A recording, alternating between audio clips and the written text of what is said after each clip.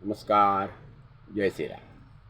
मंडळी, आज 1 ऑगस्ट, भारतीय असंतोषाचे जनक लोकमान्य टिळक यांचा आज स्मृतिदिन. मंडळी, आजचं राजकारण आणि लोकमान्य टिळकांनी केलेलं इंग्रजांच्या विरोधातील राजकारण यामधील किती तफावत आहे.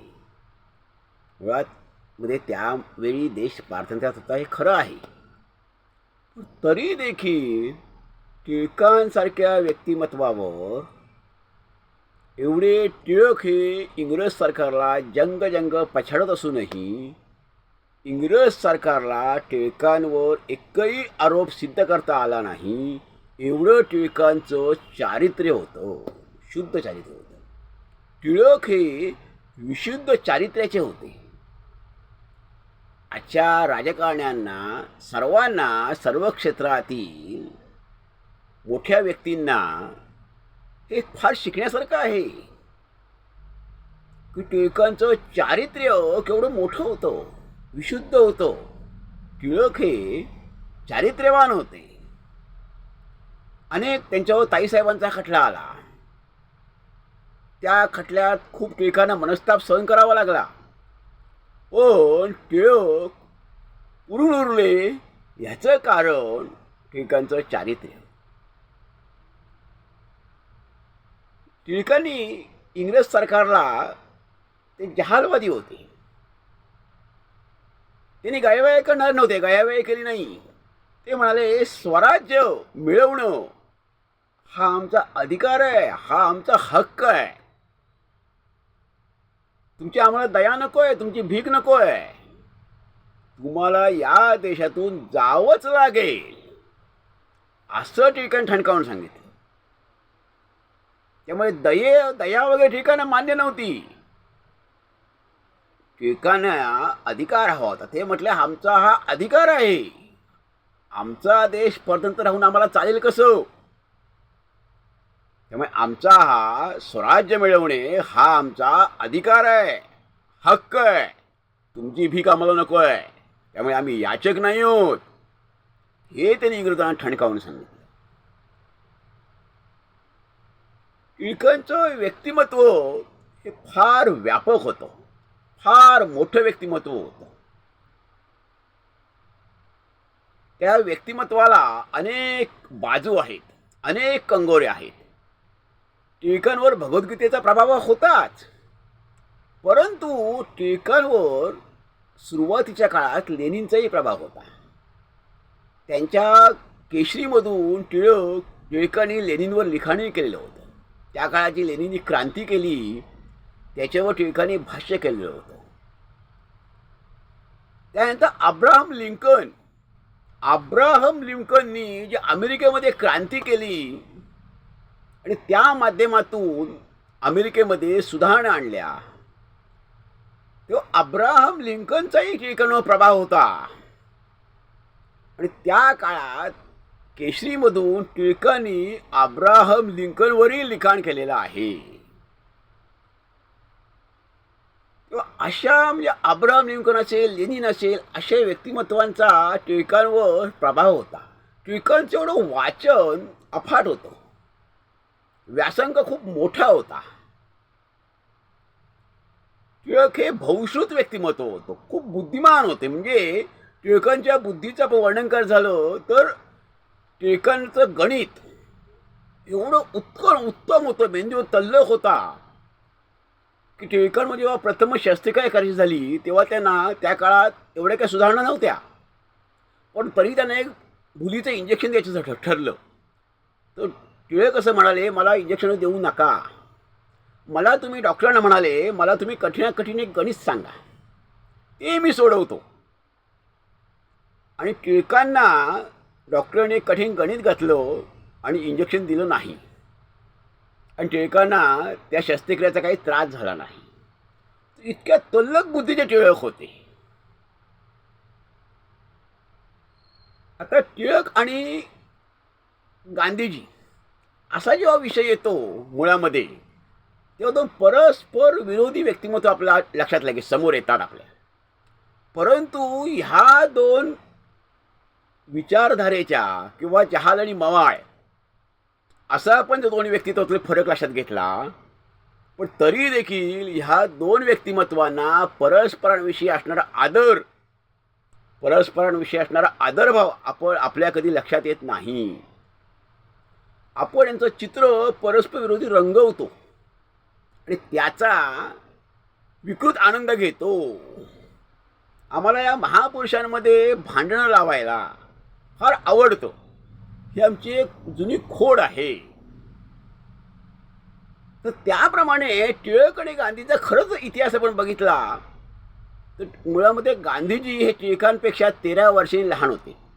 टिळकांचा जन्म हा 23 जुलै 1856 आणि गांधीजींचा 2 ऑक्टोबर 1869. म्हणजे 13 वर्षे टिळक हे गांधीजींना वडील होते. तितकाच आदर हा गांधीजींना टिळकांविषयी होता. खरं सांगायचं जे गांधीजी आफ्रिकेतून 1915 साली भारतात आले. त्यानंतर ते कोचरब आश्रम ते उभं राहण्यात साबरमती आश्रम त्यांनी उभं केला. त्यात त्यांचं 1 वर्ष गेलं. नंतर 1 वर्ष भ्रमंतीमध्ये गेलं आणि त्यानंतर टिळक 3च वर्ष होते. मी 1920ला टिळक गेले. टिळकांना विरोध केला कोणी ते आपल्यासमोर आलेलं नाही. टिळकांना जेव्हा टिळक जेव्हा ब्रह्मदेशातून जेव्हा मंडलेच्या तुरुंगातून शिक्षा सोसून आले, टिळक शिक्षा पूर्ण करून आले, त्यानंतर पुणे महापालिकेने त्यावेळी पुण्याची नगरपालिका तिने टिळकांना पुणे गौरव पुरस्कार देण्याचं जाहीर केलं. आता ह्याचा आनंद सर्वांनाच झाला, पण याचा निषेध कुणी केला आणि ह्याला विरोध कुणी केला असेल तर त्यातलं एक नाव आहे रँगलर परांजपे. हे मी सांगतो आहे ते नाशी फडके यांचं अशी व्याख्यान याच्यामध्ये उल्लेख आहे ह्या गोष्टीचा. एक फक्त नाव मी सांगितलेलं आहे, पण अशी मंडळी पुण्यातली अनेक मंडळी अशी होती, अनेक नावं समोर येतील की ज्यांनी टिळकांना विरोध केला. आणि टिळकांचं त्याला प्रत्युत्तर देणारं सभेतलं भाषण आहे.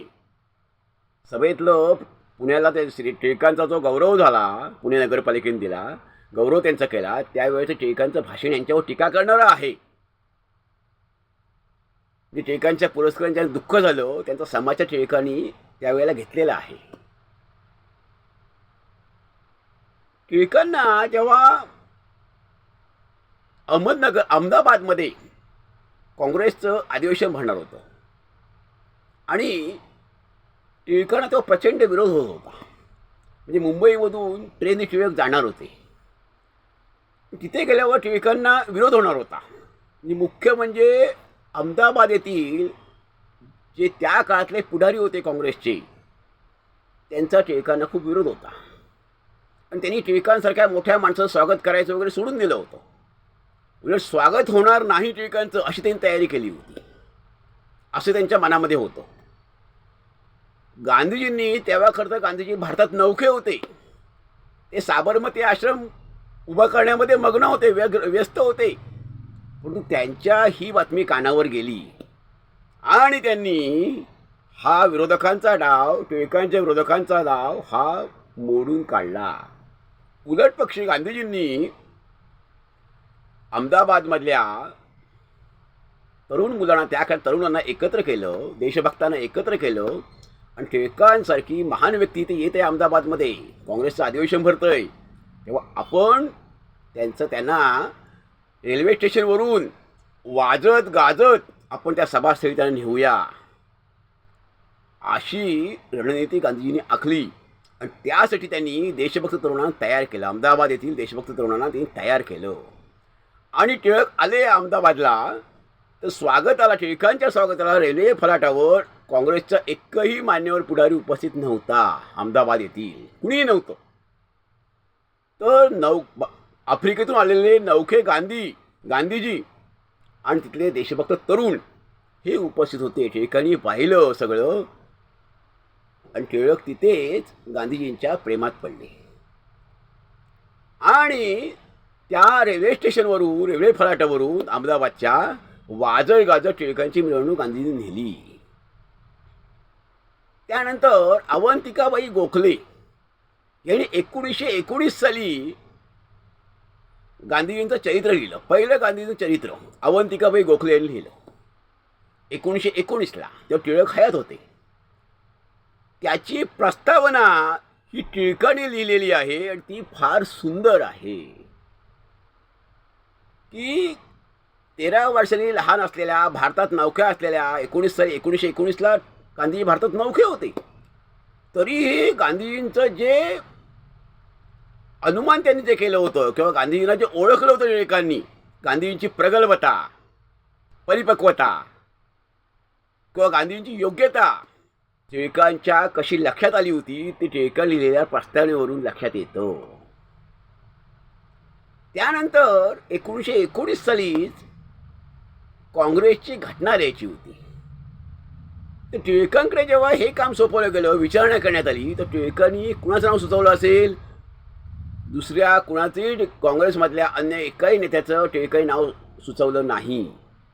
टिळकांनी गांधीजींचं नाव सुचवलं. टिळक म्हणाले, तुम्ही गांधींकडे जा, गांधींकडेच हे काम सोपवा, ते काँग्रेसची घटना लिहितील. आणि जी गांधींनी घटना लिहिली ती टिळकांनी मान्य केली, त्यावर स्वाक्षरी केली. हे आपल्याला कधी माहीत नाही आहे. अशा अनेक घटना, म्हणजे भगवद्गीता आहे, तर भगवद्गीतेवर टिळक आणि गांधी यांच्यामध्ये पत्रातून दोघांतून चर्चा होत असे.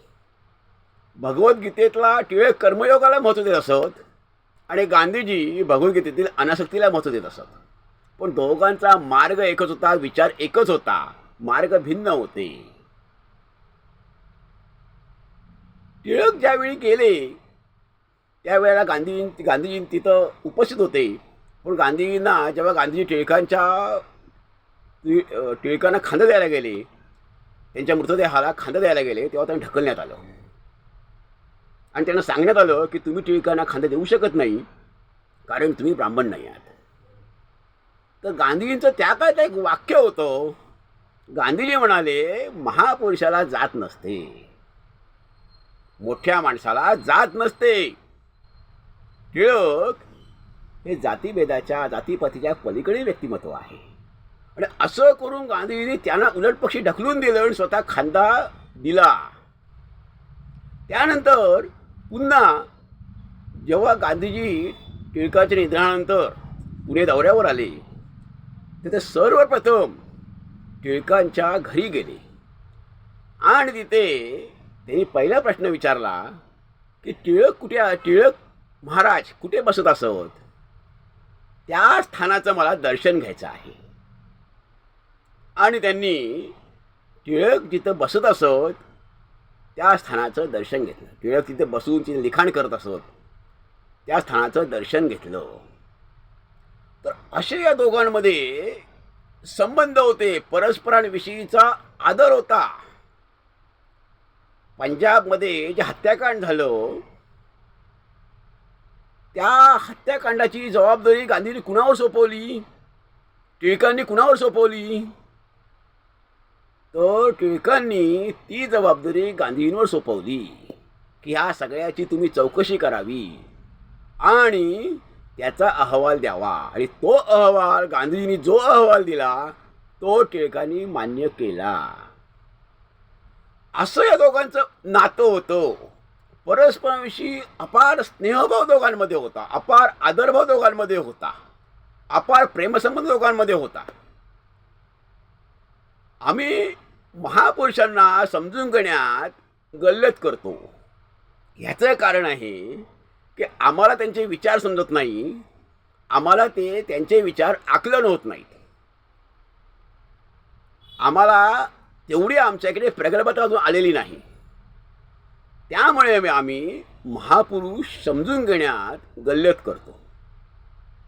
आणि अभ्यासाचा अभाव, त्यामुळे गैरसमज, अपुरा अभ्यास आणि अज्ञान ह्या पोटीच आम्ही केवळ एका महापुरुषाला लहान, दुसऱ्या महापुरुषाला मोठं आणि दोघांमध्ये दुजाभाव करतो, डावा उजवा समजतो. परंतु हे केवळ कशापोटी असेल तर ते केवळ आमचा अपुरा अभ्यास, अज्ञान ह्यापोटीच हे असतं. परंतु लोकमान्य टिळक आणि गांधीजी यांचं नातं हे परस्पर विश्वासाचं होतं, परस्पर सौहार्दाचं होतं आणि परस्पराने एकमेकांशी अतिशय आदर होता. टिळक गेल्यानंतर गांधीजींनी 1 कोटी रुपयाचा टिळक निधी उभारला आणि त्याची स्वातंत्र्य लढ्यात ती मदत होईल, स्वातंत्र्य लढ्यासाठी ती मदत होईल म्हणून 1 कोटी रुपयाचा निधी जमा करण्याचा संकल्प केला आणि त्या टिळकांचं नाव दिलं, टिळक निधी असं नाव दिलं. एवढा टिळकांविषयी गांधीजींना आदर होता आणि गांधीजी वयाने लहान असूनही आणि भारतामध्ये ते टिळक जाण्याच्या आधी फक्त 4 ते 5 वर्ष आलेले असून म्हणजे नवखे असूनही टिळकांना गांधींविषयी तेवढाच आदर होता. म्हणजे दोघांनी परस्परांना पुरतं ओळखलेलं होतं, जाणलं होतं, एकमेकाची मनं जाणली होती आणि मनं जिंकली होती आपल्या निर्मळ अंतःकरणाने. त्यामुळे असे लोकमान्य टिळक सिंहगर्जना, सिंहासारखी गर्जना करणारे, अत्यंत कुशाग्र बुद्धीचे, अत्यंत बुद्धिमान, अत्यंत करारी, अत्यंत स्वाभिमानी आणि निष्कलंक चारित्र्याचे अशा लोकमान्य टिळकांना त्यांच्या स्मृतिदिनी आपणा सर्वांच्या वतीने मी अभिवादन करतो. धन्यवाद. जय हिंद, जय भारत.